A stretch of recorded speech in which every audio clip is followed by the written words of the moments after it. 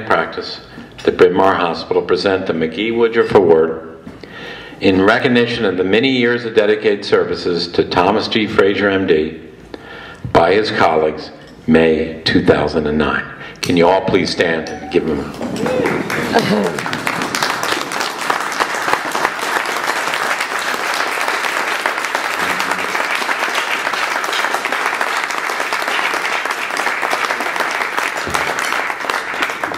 Thank you so much. I can't tell you how flattered I am to be here tonight and to receive this award.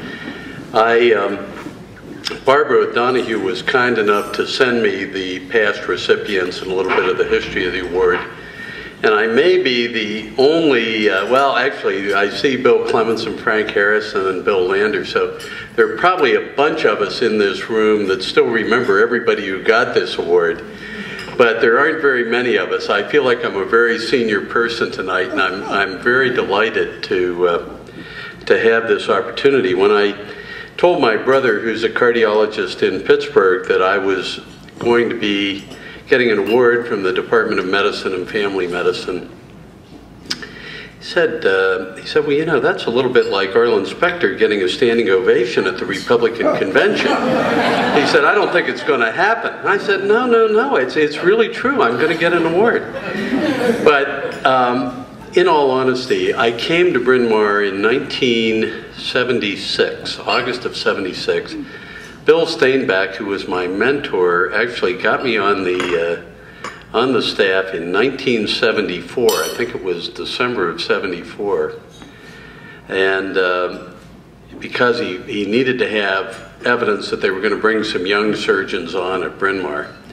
And I came back to Bryn Mawr to try it for a year because I thought maybe this would be a place I'd really like to be. And, you know, I thought I'd heard good things about it, and I sort of fell in love with Bryn Mawr Hospital in 1976. And here I am 30-some years later, still in love with Bryn Mawr Hospital.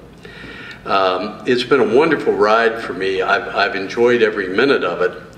And I have so many people to thank. I particularly want to thank my wife, AK, because I guess you've all heard me describe my marriage to AK as kind of like, for a Pittsburgh guy, it's kind of like Billy Mazeroski's home run in the bottom of the ninth that beat the Yankees in the 1960 World Series that will remain forever as one of the great events in Pittsburgh sports history.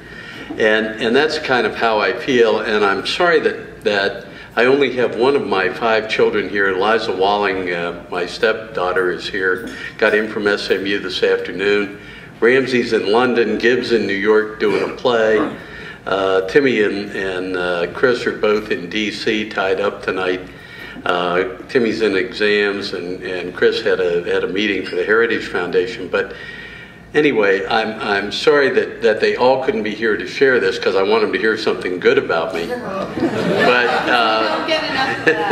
But it's really been a pleasure, and I want to thank all of the people that gave me accolades tonight.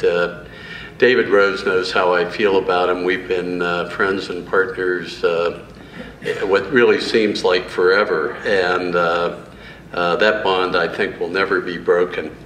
I think in conclusion, I don't want to drag this out, but I want to say, somebody said to me, well, what are you going to tell the young doctors out there that they really need to know? I mean, what can you really give them some advice?